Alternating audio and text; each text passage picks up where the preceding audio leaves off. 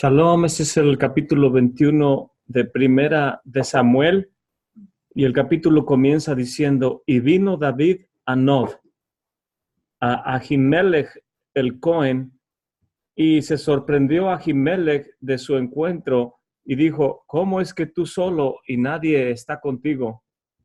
Y respondió David al Cohen, a Ahimelech: el rey me encomendó un negocio y me dijo: nadie sepa cosa alguna de este negocio a que yo te envío y que yo te he mandado.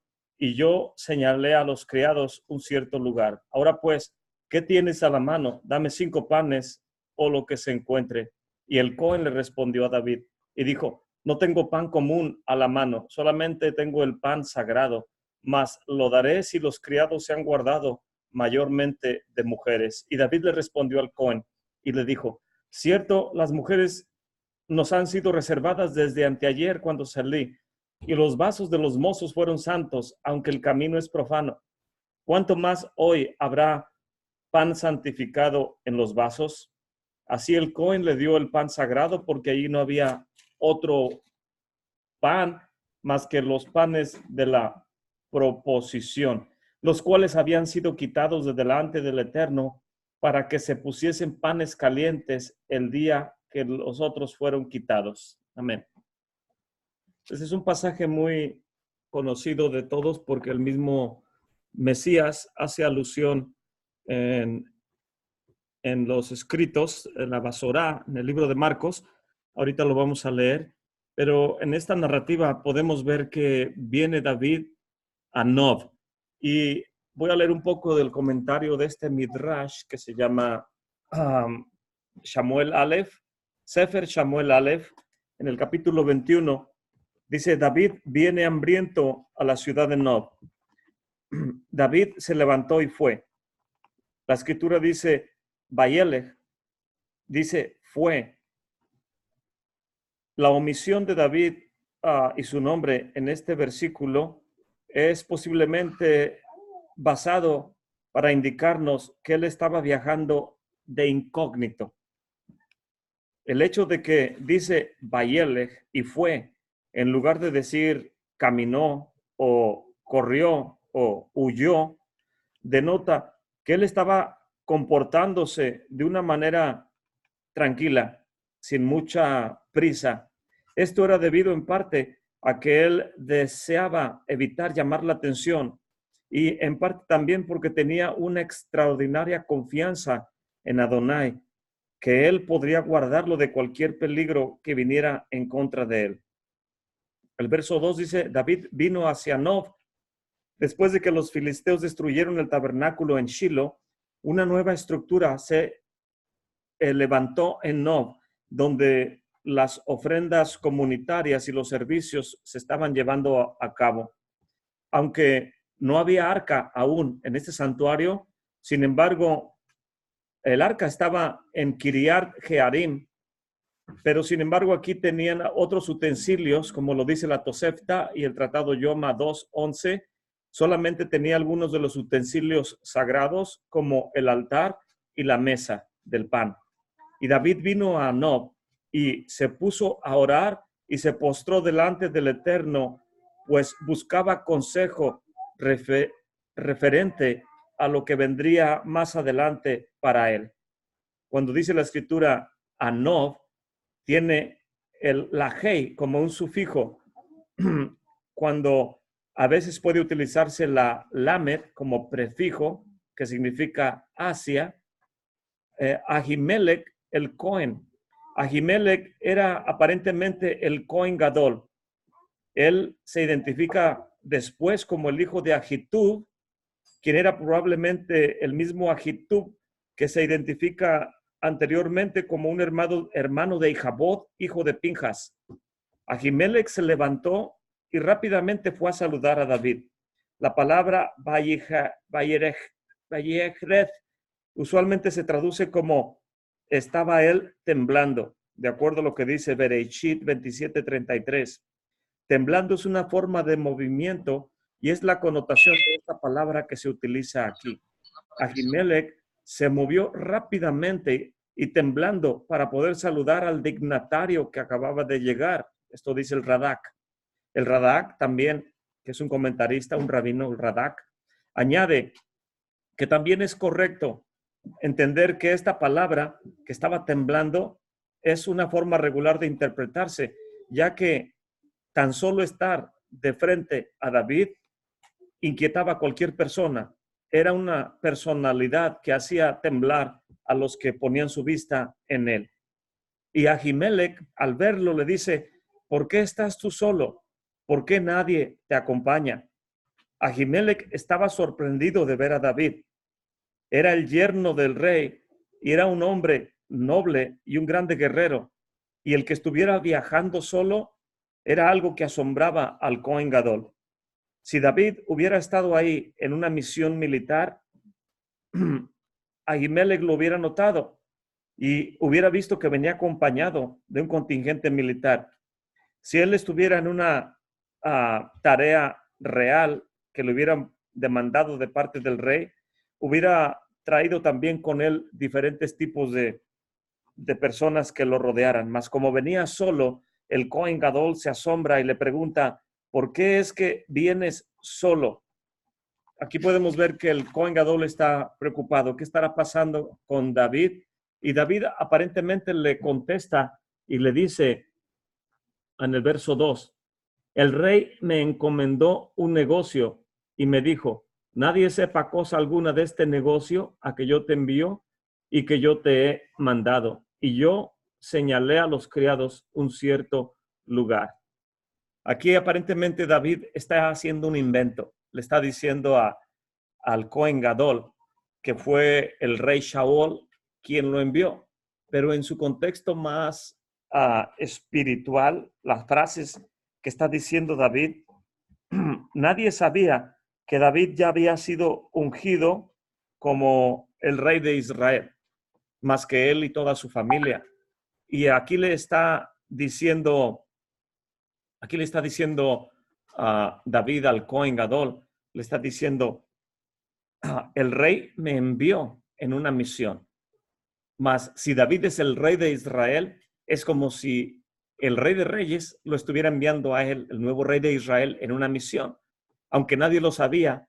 Y a Ahimelech, el Cohen, él está interpretando que no es correcto que alguien del calibre de David anduviera solo.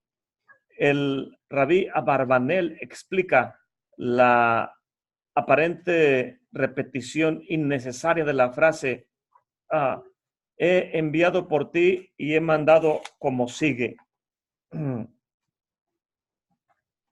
Viene en el versículo 3. Ahora pues, ¿qué tienes a la mano? Dame 5 panes o lo que se encontrare.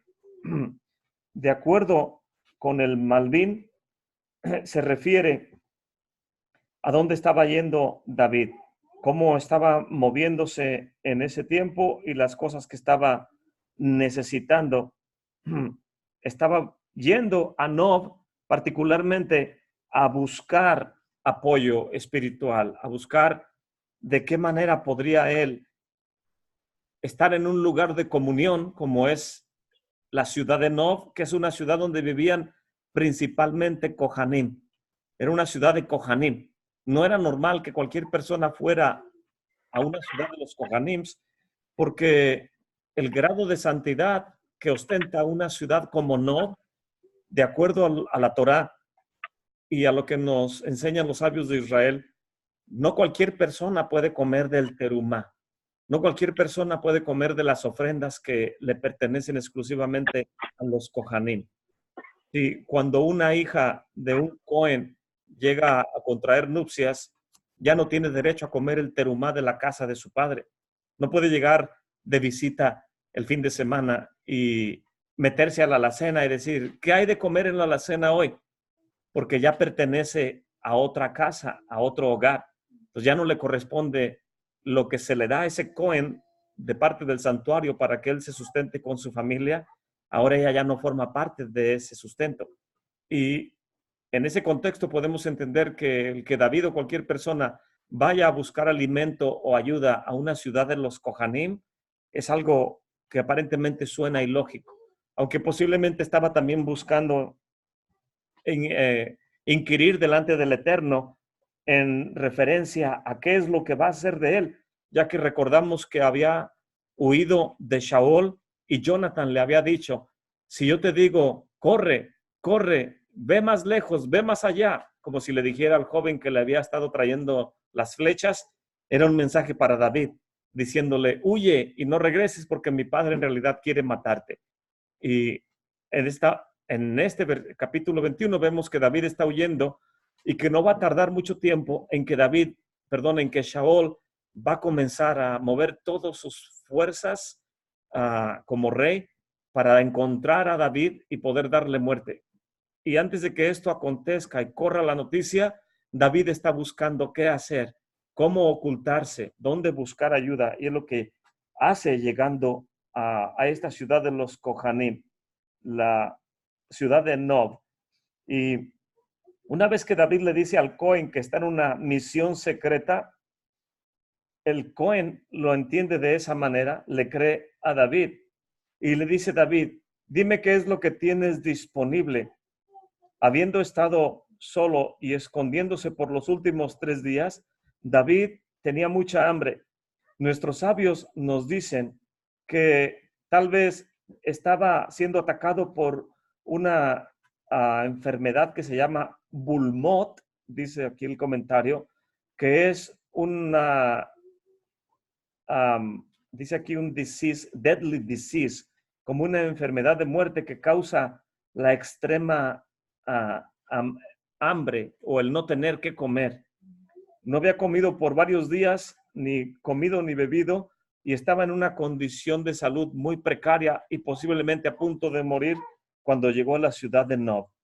El Talmud nos dice en el Tratado Sanedrín 104, folio A, que Jonathan es responsable por el hambre de David, ya que él debió haberle suplido a David al menos con 2 tartas de pan para que pudiera sustentarse mientras huía. Y aunque Jonathan no intentó ignorar las necesidades de David y debió haber cuidado de que David tuviera suficiente alimento, es algo que posiblemente escapó y no fue de su interés y no fue diligente al hacerlo. Debido a esta falta de diligencia, se le tiene como responsable hasta cierto punto de que David termine yendo a la ciudad de Nob a buscar algo de alimentos. David le dice al Cohen, 5 piezas de pan, si las tuvieras, dámelas, o lo que tuvieras, ponlo en mi mano. Si entendemos esto en el Pashat, en su contexto más simple, David no requería cualquier pieza de pan, pero necesitaba lo que fuera. Pero la pregunta es, ¿por qué especifica 5 piezas de pan? De acuerdo con el comentarista El Malvin, David está tratando de hacerle saber al Cohen que tiene 5 hombres con él esperándole y que también necesita panes para ellos. El Abarbanel sugiere que 5 era un número muy peculiar para David porque representa los 5 libros de la Torá. Podría ser otra razón por la cual dijo 5 piezas de pan. Como podemos ver, el único pan que estaba disponible era el lejen hapanim, el pan de la presencia. El pan de la presencia es el que tradicionalmente se pone dentro del santuario y está en la mesa del pan de la preposición en el atrio del lugar santo. Y esto, después de que está ahí durante toda una semana, después se distribuye entre los Kohanim en el día del Shabbat. El Talmud, en el Tratado Yoma 17b, nos cita la opinión acerca de que el Kohen Gadol recibe 5 de las 12 piezas de pan cada semana. Algunos interpretan, de acuerdo con esto, que David asumía que Ahimelech, quien era el Kohen Gadol, podría estar en posesión de las 5 piezas que le pertenecían a él y que podría compartirle de este pan que le pertenecía a Ahimelech. El servicio de los Kohanim en el santuario se dividía en 24 mishmerot, que son las órdenes de los Kohanim. Cada Shabbat, una familia diferente comenzaba su turno por 2 semanas.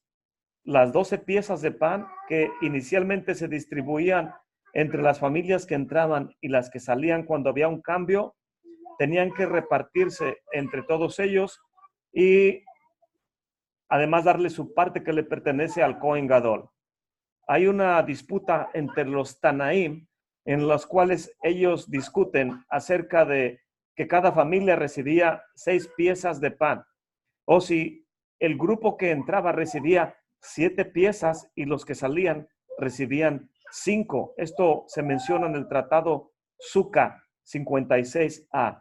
El tratado de Jerusalén, el Talmud, al final de Sukkah, nos dice, referente a este punto, de la petición de David, que apoya esta opinión.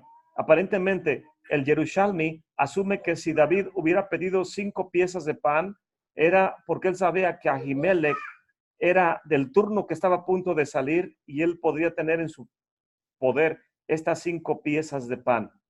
Es una situación obvia que Ahimelech era el Cohen Gadol y si él tenía estas porciones podría compartirlas con David. Es la discusión que se tiene. El Meam Loes cita el punto de vista de que David vino mientras se estaban ya distribuyendo las piezas de pan y cuando él vio las 5 piezas de pan que eran la parte de la familia que estaba saliendo en su turno, él dijo, tal vez puedan darme esas 5 piezas de pan o lo que ellos quieran darme. Y esta es la situación que está teniendo lugar en esta parte de la lectura, donde David viene con el Cohen Gadol y le pide que le dé las piezas del pan que tuvieran para comer. El Cohen Gadol le responde, no tengo aquí pan, sino el pan de la presencia. Se le llama el Lechem Hapanim, el pan de la presencia, que es un pan sumamente santificado y no se le comparte a nadie más que solamente es para el uso o el consumo de los Kohanim. Los sabios de Israel nos dicen que el pan de la presencia era algo muy especial en cuanto a las ofrendas que se traían en el santuario delante del Eterno, porque era un milagro que se mantenía por 8 días como si hubiera salido del horno.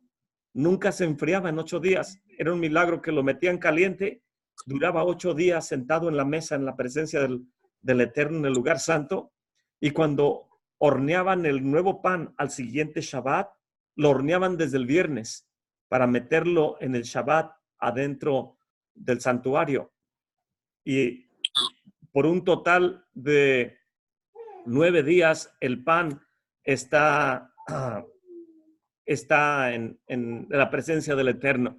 Por 9 días este pan no se enfría, no se hace duro, se mantiene por un milagro del Eterno como si hubiera salido ese mismo día del horno, con su olor, con la textura, con el sabor.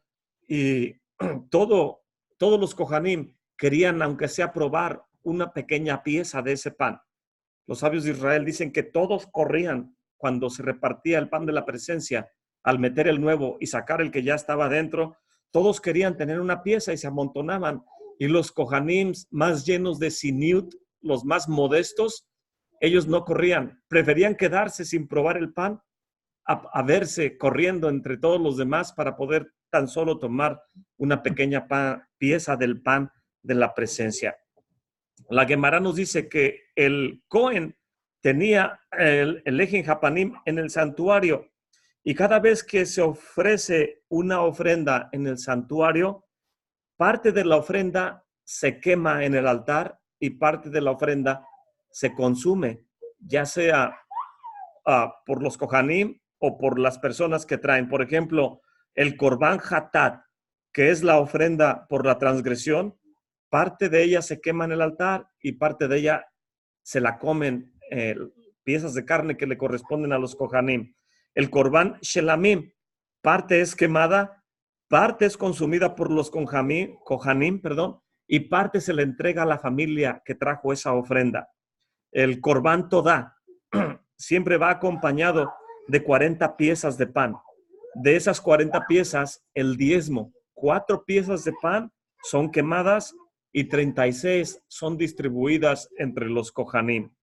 Y el Korban Minjá se consume por los Kohanim, pero no sin antes tomar la kemitzá. La kemitzá era meter la mano en la harina antes de que sea horneado el pan y sacar una medida con 3 dedos. Recuerdo si son estos 3 dedos o tiene una peculiaridad de cómo tomaban una pieza de harina, la kemitzá, y esa pieza, que era al menos del tamaño de una oliva, tenía que quemarse para el Eterno y lo demás es consumido. Entonces podemos ver que en las ofrendas, el Corbán Hatat, el Corbán Shelamín, el Corbán Todá, Corbán Minjá, etcétera, todos tienen una parte de ellos que se consume totalmente en el altar, en el Mizbeach. En el caso de el Lechem Hapanim es muy peculiar, porque ninguna parte del Lechem Hapanim puede quemarse en el altar. Está completamente puesto en la presencia del Eterno cuando es horneado. El viernes se hornea, en el Shabbat se pone en una mesa que está en la parte exterior del santuario, que es de plata, y de ahí se pone a una mesa que es de oro, que está adentro. Y una vez que está adentro, el que se saca de adentro se pone en otra mesa. Ahora me viene a la mente, no estoy seguro si está la de oro afuera y la de plata adentro, porque no puede decrecerse la santidad. Total que se meten los panes y cuando se sacan se ponen en la mesa exterior, creo que es de oro la que está afuera, si mal no recuerdo, y se hace el cambio de los panes, pero no se toma ninguna parte de este pan, que son 12 piezas que tenían la forma como de un rostro en las partes exteriores del pan. Eran 12 piezas de pan y ninguna parte de este Lechem Hapanim se tomaba para quemarse en el altar. Toda era puesto delante de la presencia del Eterno cuando entraba y salía entero. Lo único que se hacía es que era acompañado por 2 recipientes con incienso, leboná. Se ponía leboná juntamente con la mesa. Y de acuerdo con la Gemara, en el tratado Menajot, creo que 95 folio A, 95 folio A, y también en el tratado Menajot 11 folio A, también nos narra acerca de lo que los sabios interpretan acerca de esto. Ellos dicen que cada una de las ofrendas tiene una peculiaridad y alcanza la cúspide de la ofrenda delante del Eterno en cierto momento del proceso del servicio. Por ejemplo, cuando hacemos el Shabbat, los viernes por la noche, traemos nuestro Sidur y comenzamos a hacer las oraciones de Kabbalat Shabbat, que es para recibir el Shabbat. El Salmo 95, Lejuneranena, Ladonai, y luego cantamos el 96, 97, 98, el Salmo 29, y después cantamos Lejai Dodi. Todo eso es preparatorio para introducirnos a las puertas que se abren para el Shabbat. Cuando servimos la copa de vino y levantamos y hacemos el Kiddush, aún ahí no es todavía oficialmente la entrada al Shabbat. La puerta que abre y nos permite entrar al Shabbat es la siguiente oración. Después de que hace uno la oración por el Kiddush, viene una oración que viene después, y esa es la oración que oficialmente nos introduce dentro del Shabbat. Antes de esa oración no estamos dentro del Shabbat. Igual manera, la puerta de entrada es esa oración y la puerta de salida es en Havdalah. Después de que tomamos de la copa y decimos el que separa entre lo santo y lo mundano, etcétera, etcétera, ya estamos haciendo la separación. Lo que trato de ilustrar es que hay un momento cúspide en cada uno del servicio del Eterno, en cada una de las partes del servicio del Eterno, y los sabios nos dicen que la cúspide de santidad de la ofrenda del Lechem Hapanim no es cuando se consume el pan, sino cuando se quema el incienso delante de la presencia del Eterno. Y como este pan ya había sido puesto en la presencia del Eterno y ya se había quemado el incienso, ya estaba listo para que hicieran el cambio y pusieran el nuevo pan adentro del lugar santo. Y cuando David viene, ve que ya están sacando el pan y están metiendo el nuevo. Entonces, el pan que está saliendo ya se quemó el incienso y ya tiene un grado menos de santidad. Ahora ya lo pueden comer los Kohanim. Si el incienso no había sido quemado aún, nadie de los Kohanim puede comer del pan de la presencia hasta que el incienso es quemado en la presencia del Eterno. Y tengo aquí conmigo un tratado de la Mishnah, que es precisamente de la editorial Judaica Press, Philip Blackman. Esta no es la Kehati. Y voy a leer, este es el tratado Kodashim, de las cosas santificadas. Y en este libro de Kodashim, vienen diferentes temas. Viene Sebahim, que tiene que ver con los sacrificios, Menachot, también sacrificios, Julim, Bekorot, los primogénitos, Arahim, Temurá, Kerirot, Neilá, Tamid, Midot y Kinim. Todo con lo que es áreas santificadas en el servicio al Eterno. Y en el tratado Meilá, que significa como si fuera sacrilegios, cosas que no son para uso de cualquier persona, solamente a quien les atribuyen el servicio. Y en el tratado Meilá, en el capítulo 7, nos habla precisamente acerca del Lechem Hapanim. Y comienza diciendo la Mishnah número 7 del tratado Meilá. Lechem Hapanim Meileja. Dice, el pan de la presencia, cuando ha sido consagrado, ya está bajo la ley de sacrilegio. Y una vez que ha sido puesto sobre en recipiente y metido a hornear, y cuando comienza a estarse horneando y poniéndose duro, o comienza a cocer, ya es susceptible de ser inválido, y cualquier persona que no se haya purificado ese mismo día no puede tomar parte. Claro que no cualquier persona de los Kohanim.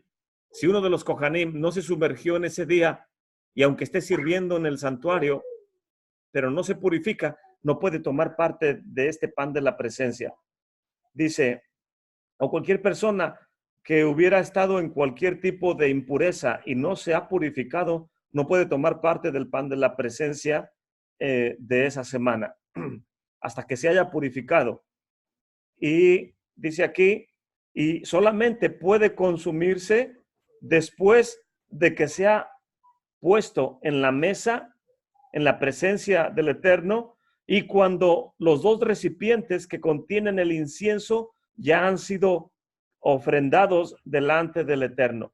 Mientras el incienso no ha sido ofrecido delante del Eterno, cualquier persona que ostente tomar del pan de la presencia va a caer bajo la pena de sacrilegio. No puede participar de este pan.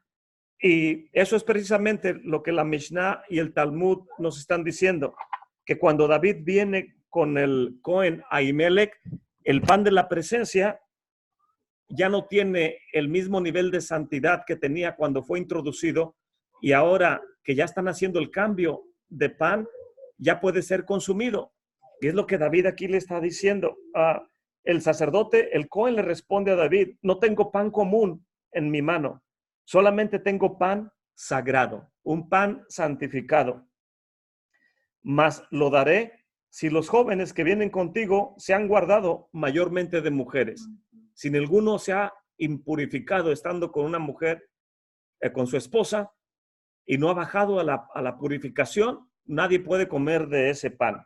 Y David le responde al Cohen y le dice, ciertamente las mujeres nos han sido reservadas desde antes que ayer, cuando salimos, y los vasos de los mozos son santos, o sea, sus cuerpos están limpios, están santos, no han estado con mujer. Aunque el camino puede ser profano, ¿cuánto más que hoy habrá otro pan santificado en los vasos? Diciendo, entrégame lo que tienes. Estamos con mucha hambre, a punto de morir, y ni siquiera hemos comido. Y tú preguntas, ¿han estado con mujeres? No hemos estado, estamos puros y hambrientos. danos de ese pan. Y los sabios de Israel nos enseñan que aún era en Shabbat, y en Shabbat la Torah nos dice que una persona que está en peligro de muerte puede, en este caso David, que estaba a punto de morir por cómo se sentía débil en su cuerpo, es más importante que él coma y pueda vivir a transgredir un mandamiento, y precisamente en Shabbat. Y los sabios se basan en el versículo que viene en Levítico 18:15: guardarás mis estatutos y ordenanzas, porque haciendo así vivirás. Y no dice morirás, sino dice vivirás. Por lo tanto, salvar una vida aún en Shabbat es superior a los demás mandamientos. De igual manera, cuando se circuncida, si una criatura nace y al octavo día cae en Shabbat, tiene que circuncidarse en Shabbat, porque es más importante el bienestar del individuo que el Shabbat. Y voy a ir al libro de Marcos, creo que en el capítulo 2 es donde hace alusión la escritura acerca de Yeshua, acerca de este pasaje que viene en Primera de Samuel, capítulo 21. Y dice la escritura en el capítulo 2 del libro de Marcos: aconteció que pasando él por los sembradíos en el Shabbat, sus discípulos caminando comenzaron a arrancar espigas. Entonces los fariseos le dijeron: he aquí, que por qué hacen en Shabbat lo que no es permitido.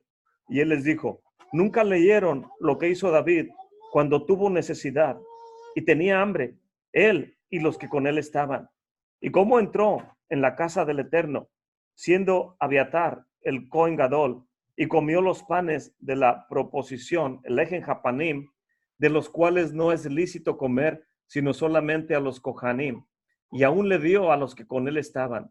Y también les dijo: el Shabbat es hecho por causa del hombre, y no el hombre por causa del Shabbat. Así es de que el Hijo del Hombre es Señor aún del día de Shabbat. Lo que está diciendo Yeshua es que es importante salvar una vida.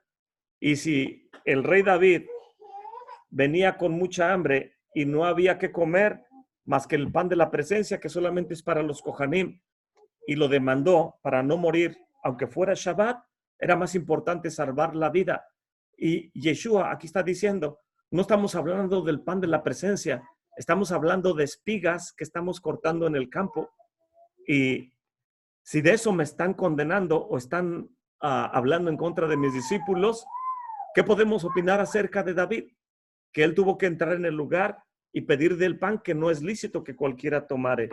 Y tengo aquí conmigo un libro del del profesor David Flusser, que es un profesor, ya falleció él, pero fue maestro muy respetado académicamente en Israel, y gran parte de su vida se dedicó a estudiar la vida de Yeshua. Tanto estudió a Yeshua sin ser él creyente en Yeshua, que en una ocasión, enseñando él en el Monte de los Olivos acerca de Yeshua y su comparación con David, que así como Yeshua subió al Monte de los Olivos y también David subió al monte, la cuesta del Monte de los Olivos, sus estudiantes le preguntaron que qué opinaba él de Yeshua, que si era el Mesías, y él no contestó nada. Y le preguntaron: ¿cree usted que Yeshua va a regresar e instituir el reino? ¿Cómo se ve usted delante de él? ¿Qué le diría usted si él viniera a instituir el reino? Y él se queda serio pensando y responde el profesor David Flusser. Dice: ¿qué le diría a usted? Dice: nada más le haría una pregunta. ¿Es tu primera vez que estás en Jerusalén? ¿O ya habías venido antes? En otras palabras, él creía que Yeshua era una personalidad muy importante, o el Mesías, pero no lo hablaba públicamente. Y aquí en este libro del profesor David Flusser, habla acerca de Yeshua. Dice en el contenido, fuentes, ancestros, la Tevilá de Yeshua, la Torá, el amor, la ética, el reino de los cielos, el Hijo del Hombre, la santa ciudad de Jerusalén, la muerte y el epílogo. Al final viene estudios suplementarios, la casa de David. ¿Quién es aquel que te ha golpeado? El lugar donde enterraron a Caifás. ¿Qué es el significado original de ese hombre? El crucificado y los judíos. Y consideraciones adicionales, Yeshua llora sobre la santa ciudad de Jerusalén.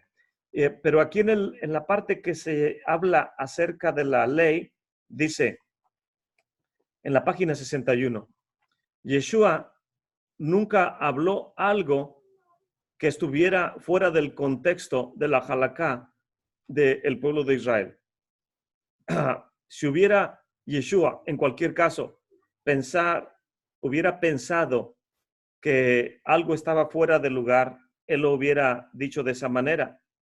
En una de las ocasiones, cuando se discute acerca de lavarse las manos y estar cortando pedazos de trigo, él estaba con los discípulos, pero eran los discípulos los que estaban cortando el trigo, no Yeshua mismo. Pero a ellos se les demandaba menos la estricta observancia de la Torá que a su maestro. Aún así, podemos darnos cuenta que aunque ellos se hubieran comportado negligentemente, aún así él inmediatamente salió a defenderlos. Y él le contesta a los que los estaban acusando acerca de lo que la halakha prescribe en el caso de estar cortando estas granos de trigo. Aquí Yeshua vio la oportunidad de poder desarrollar un punto importante en la discusión. Él le responde algo que podemos ver que es muy revolucionario de lo que alguien pueda imaginarse. Él está diciendo, hablando acerca de la pureza y de la impureza, como algo que la gente conocía en la moral del pueblo, era muy conocido. Y las palabras de Yeshua en el debate acerca de los granos y cortando en el día del Shabbat están completamente en armonía con los puntos de vista de los escribas de su tiempo. En esa ocasión, Yeshua dijo, entre otras cosas, el Shabbat fue creado para el hombre y no el hombre para el Shabbat. Así, el hombre es señor aún del Shabbat. Y luego viene un número en la palabra hombre, número 11, y dice en la nota a pie de página, literalmente se refiere al Hijo del Hombre. Aquí significa simplemente un hombre, como cualquier ser humano. Y esto ya era reconocido en los escritos del siglo XVII por un famoso estudioso holandés llamado Hugo Grotius, de lo cual comentaremos más adelante en el capítulo del Hijo del Hombre. Pero lo que está diciendo aquí el profesor Flusser es que Yeshua nunca estaba en contra de la halakha, y lo que él enfatizaba y mencionaba siempre era para apoyar lo que sus discípulos estaban haciendo, y nunca estaban en contra de la halakha, no estaban rompiendo el Shabbat. Estaba diciendo simplemente, si tenía David hambre, les dieron parte del pan de la presencia que era prohibido darle a cualquier persona que no estuviera purificada. Y el pan ya no estaba en la condición de santidad en el cual nadie podía tocarlo. Ya había cumplido su propósito y ahora podían consumir. Era Shabbat. ¿Cuánto más David podía dársele de ese pan para que no muriera y su vida fuera salva? Y dice Yeshua, he aquí, más que David en este lugar, no estamos pidiendo pan del santuario. Simplemente mis discípulos están tomando algunas ramas de trigo porque tienen hambre y es Shabbat. ¿Y a ustedes les escandaliza eso? ¿Por qué no estudian el libro de Samuel antes de poder hablar? Pero muchas veces, sin conocer el contexto de lo que demanda la halakha acerca de cómo darle uso a las ofrendas en el santuario, la gente hace especulaciones acerca del Shabbat y degrada a la gente con sus opiniones la santidad del Shabbat y de la halakha y el punto de vista de los sabios de Israel por tratar de defender a Yeshua, a los discípulos. Yeshua no necesita mi defensa, ni la defensa de cualquiera de los que estamos aquí. Como dice el profesor Flusser, Yeshua mismo da la cara por sus talmidim. ¿Qué podríamos nosotros defender de Yeshua si no somos expertos en la halakha judía? Entonces es importante conocer todos estos puntos de vista para poder opinar acerca de Yeshua o poder que no ocurra en nosotros degradar el Shabbat o la opinión de los sabios de Israel sin tener un fundamento, nada más tratar de tener un punto de vista lógico sin conocimiento de causa.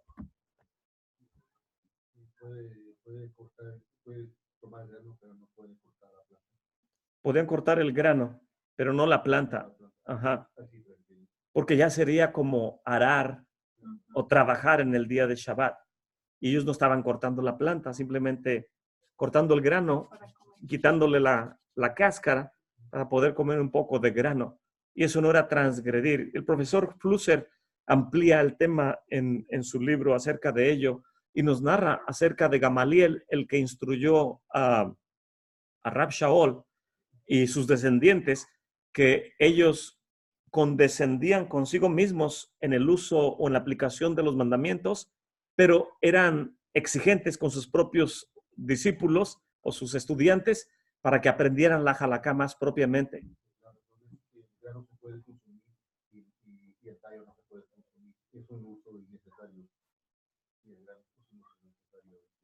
Pues no, es una obra, un músculo que usa que no debe de usar el dinero que es Shabbat. Por si fuera Shabbat sería trabajo el cortar el tallo para poder beneficiarse del grano. Pero ellos no estaban cortando el tallo o la planta, solamente estaban haciendo uso del grano. Y esto es lo que nos narra esta porción. Voy a continuar leyendo en 1 Samuel capítulo 21. Entonces, entrégame el pan. Verso 6. Así el Cohen le entregó el lejen japanim, porque allí no había otro pan más que el lejen japanim, el pan de la presencia, los cuales habían sido quitados de delante del Eterno, para que se pusiesen panes calientes el día que fueron quitados.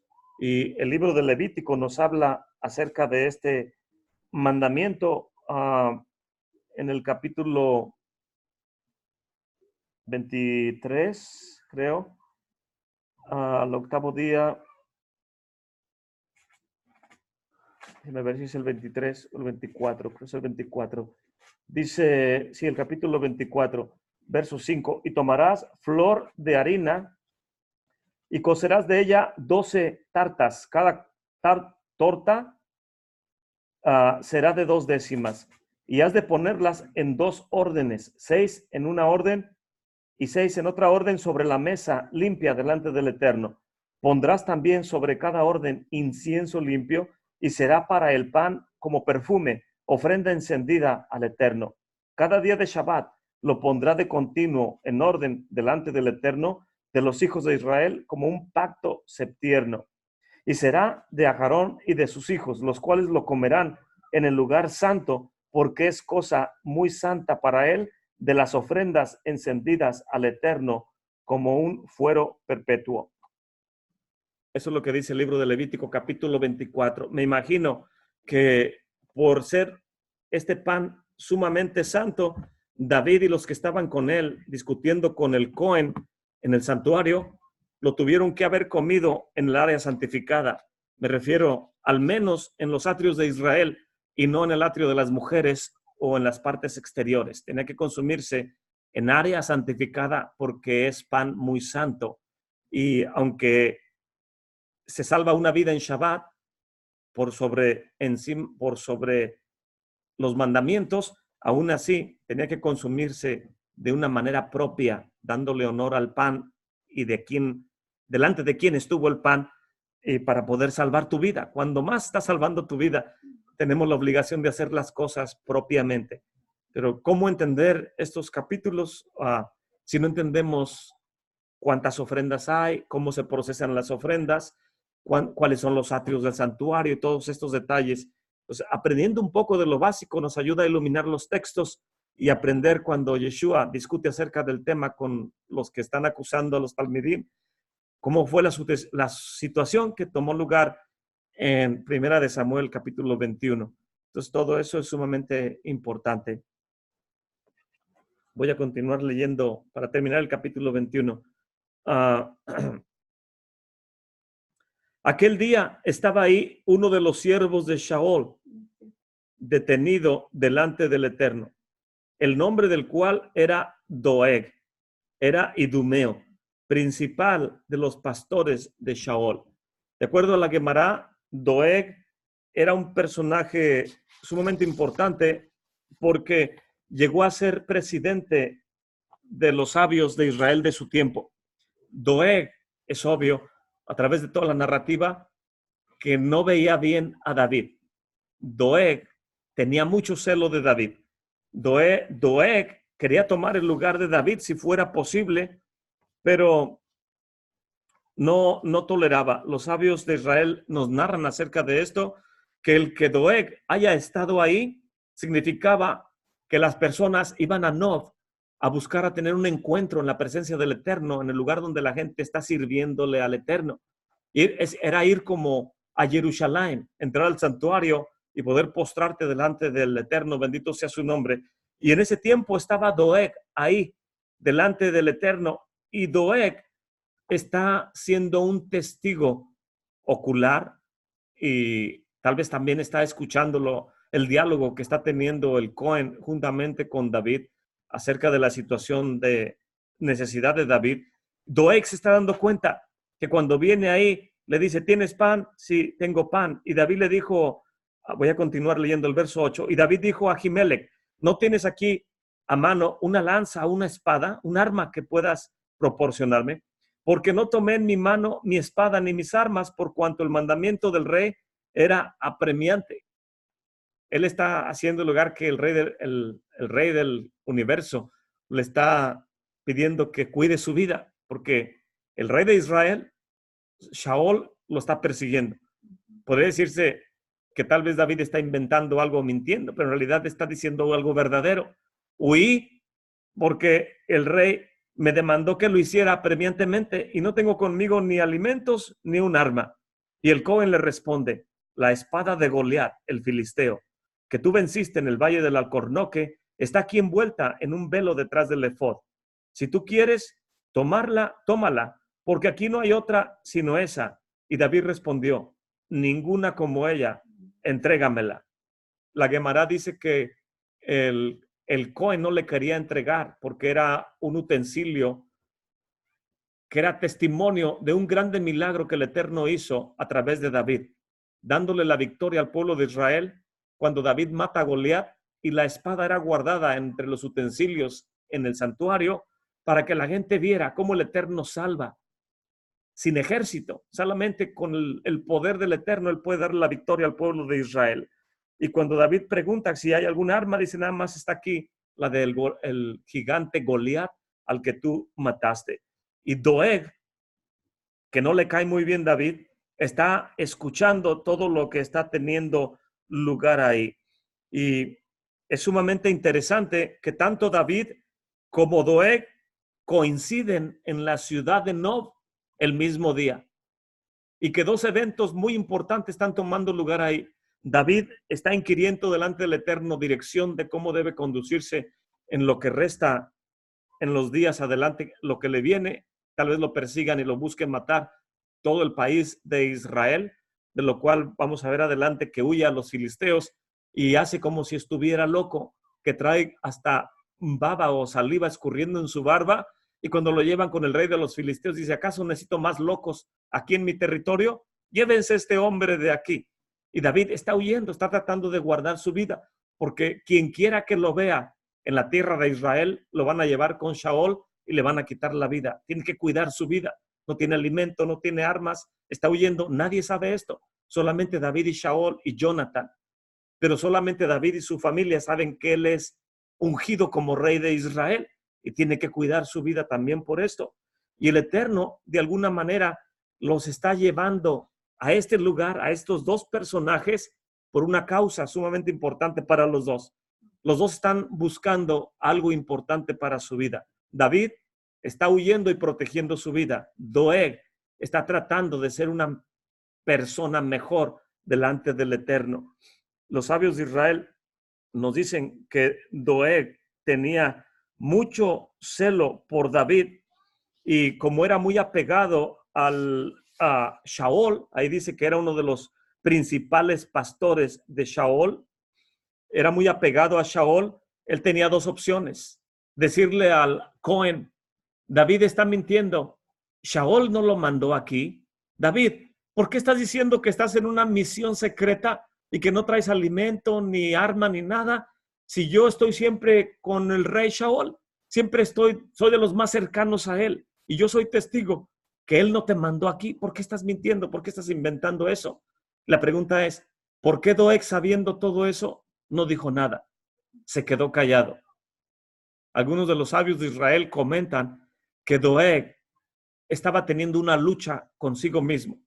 Como era un grande estudioso de la Torá, era tenido como un grande sabio en Israel, tenía mucho conocimiento de la halajá y él sabía lo que la Torá demanda acerca de alguien que conoce, que camine correctamente en los estatutos y los decretos de la Torá. No es de asombrarnos que el nombre Doeg tiene la misma gematría del nombre David y que tanto la palabra que él es edumeo, edomí, es muy similar a las características que la escritura dice de David, que David era pelirrojo, era adomí, y el otro es edomí. Los dos son muy similares. Y Doeg lo que tiene es mucho celo de David. Dice, yo podría ser David, yo podría ser el rey de Israel. ¿Y por qué el Eterno escoge a él? Si yo tengo también capacidad y conocimiento. Doeg siempre estaba hablando Leshon Hará a Shaol en contra de David. Y en esta ocasión, el Eterno permite que tanto Doeg como David se encuentren en el mismo lugar, a la misma hora, en la presencia del Eterno, en el lugar más santificado de ese tiempo, y el Eterno está poniendo a prueba a Doeg, diciéndole, esta es tu oportunidad. Si tienes mucho celo de David y has hablado Leshon Hará en contra de él, delante de Shaol, arrepiéntete, haz teshuva, purifica tus acciones. Puedes ser un grande instrumento en el reino con David, apoyándolo, en lugar de estar en contra de él. Y se le está dando una oportunidad. Jonathan, cuando entendió eso, dijo, si este hombre que se humilla delante de mi padre fuera el nuevo rey de Israel, me conviene buscar el bien de él para que él vea el bien de mi familia, aunque yo muera. Jonathan supo cómo comportarse. En el caso de Doeg, él no supo hacerlo. Los sabios de Israel nos dicen que hay tres tipos de Yetzer Hará que ataca a las personas. Uno de ellos es Kiná, que es celos, Kiná. El otro es Kabod, el honor. Cuando una persona demanda o busca honor para su persona, es una manera de inclinación hacia el mal. Cuando quieres que los demás te conozcan, te reconozcan. Y causa sufrimiento al alma de la persona cuando no recibe el honor que esperaba que le dieran.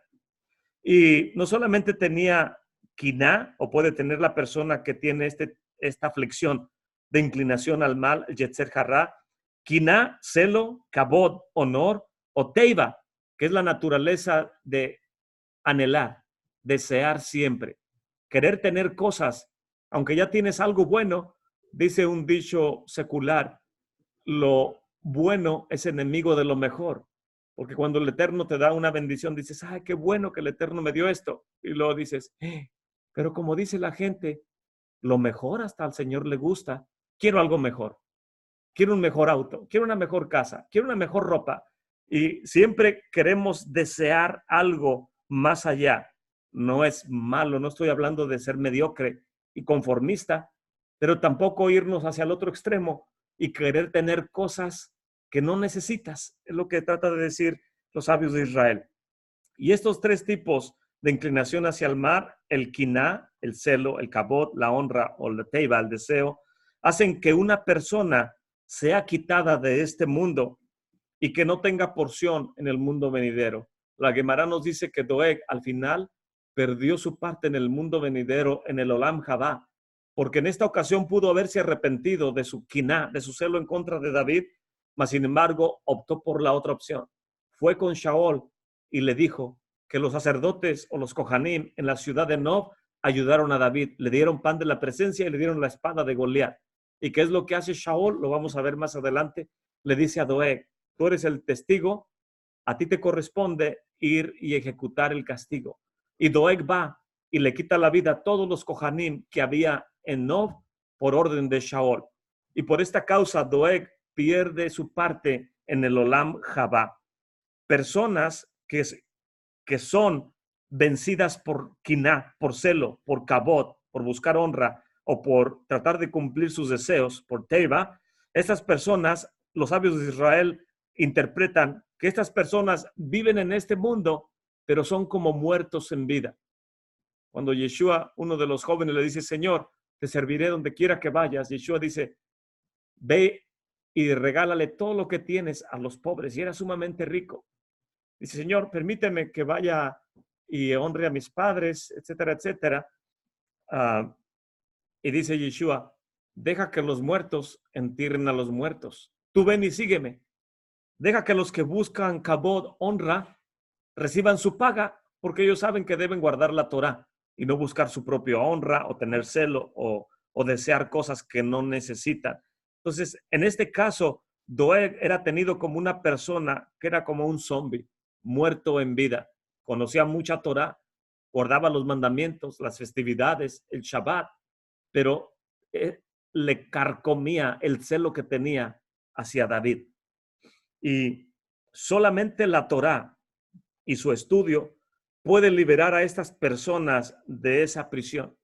Cuando una persona tiene constante celo por otra o busca honra, que otros le honren, o anhela tener cosas que no le es a ese tiempo que se le sean dadas de parte del reino de los cielos, si la persona no se arrepiente y se enfoca en la Torá, en los mandamientos, los sabios de Israel dicen, ¿cuál es el galardón que nos da el cumplir un mandamiento? Otro mandamiento. Si cumples uno y lo amas y te deleitas, el Eterno te dice, ahora está este, ahora está este, ahora está este, y cumples mandamientos y es tu deleite. Y aquel verbo se hizo carne y habitó entre nosotros. El deleite del Eterno es ver que la Torá se hace carne y se hace huesos, es Yeshua HaMashiach. ¿Cómo no debe ser un anhelo nuestro ser imitadores del Mesías, como dice Rab Shaol? Y solamente el estudio de la Torá es la medicina cuando un mal como el celo ataca a la persona. Es como tener un Yom Kippur cada día. Cuando sabes que hay algo mal en tu carácter y no hayas cómo sacarlo, enfócate en la Torá, ponte a estudiar la Torá, ponte a cantar, ponte a orar, ponte a meditar. Y es como un Yom Kippur, momento tras momento, que va a purificar tu alma. Y cuando menos esperas, en lugar de tener celos de alguien, dices que el Eterno le bendiga y le multiplique. Y si es posible, hasta yo puedo ser parte de la bendición que esa persona necesita. Y es la medicina para poder salir de esto. En este caso, la Torah o la escritura, perdón, libro de Samuel, nos está dando testimonio que Hashem quiere darle una oportunidad a Doeg de ser libre de su celo en contra de David a través del estudio de la Torah. Y el Eterno es como si dijera, al mismo tiempo que traigo a Doeg, traeré a David. Y va a ser una prueba para Doeg para que venza el Yetzer Hará. Si logra vencerlo, va a ser un hombre grande. Pero si es vencido del Yetzer Hará, va a ser miserable y hasta perdió su vida en el mundo venidero. Muchas veces en este ejemplo del libro de Samuel, no nos damos cuenta que el Eterno nos utiliza como utilizó a David, como un instrumento para probar a otro, para ver si la otra persona puede humillarse, ser humilde y estudiar la Torá. No nos damos cuenta que estamos siendo utilizados. David vio que estaba ahí Doeg, pero lo que él quería era comer, solamente quería comer. Rabí Moshe Weinberger habla acerca de su padre, que después de que terminó el holocausto, lo trajeron a América y como muchas personas que sufrieron en el holocausto, se volvían muy tímidas. difícilmente hablaban con otras personas, todo lo que sufrieron. Y dice el rabí que cuando sus hijos crecieron, se acercaban con el abuelo, le decían, abuelo, y cuando terminó toda esa horrenda experiencia, ¿qué hiciste? ¿Buscaste a tus hermanos? ¿Buscaste a tus familiares? ¿No quisiste saber quién vivía o con quién contabas? Y el abuelo nunca casi contestaba, dice el rabí. Y en una ocasión, dice, mi padre se le quedó viendo a mi hijo cuando le preguntaba esto una y otra vez y dijo, hijo, lo único que quería era comer. Cuando llegaron los tanques de los americanos, no me pasaba por la mente saber si alguien vivía o no vivía de mi familia. Lo único que quería era comer. Y David fue llevado ahí, lo único que quería era comer. Tengo hambre, estoy a punto de morir. Lo único que quiero es comer. Y Doeg lo único que quería era ser David. Y David lo que quería era comer. Y muchas veces no nos damos cuenta que otra persona nos está observando. Y tal vez somos causa de que el Eterno esté tratando de salvar a otra persona, haciendo lo mejor. No nos damos cuenta de ello, pero el Eterno sabe su plan. Y Doeg pudo decirle al Cohen Gadol que David no fue enviado por Shaol, pero no lo hizo. Algunos piensan que tenía una grande lucha interior y al final optó por hacer lo que no debió haber hecho, quitarle la vida a los Kohanim. Voy a terminar de leer el capítulo. Dice David, ninguna como ella, dámela, la espada de Goliat. Y se levantó David aquel día, huyó de la presencia de Shaol y vino a Agis, el rey de Gad. Y los siervos de Agit le dijeron, ¿no es este David el rey de la tierra? ¿No es este a quien cantaban en corros diciendo, hirió Shaol a 1000 y David necesitaba 10,000? Y David puso en su corazón estas palabras y tuvo grande temor de Agis, el rey de Gad. Y mudó su habla delante de ellos y se fingió loco entre sus manos y escribía en las portadas de las puertas, dejando correr su saliva por su barba. Y dijo Agis a sus siervos, he aquí están viendo a un hombre que está demente. ¿Por qué me lo han traído a mí? ¿Acaso me hacen falta locos aquí en mi reino para que me traigan uno más delante? ¿Había de venir este loco a mi casa? Y ahí termina que el capítulo 21, que David tiene que hacerse pasar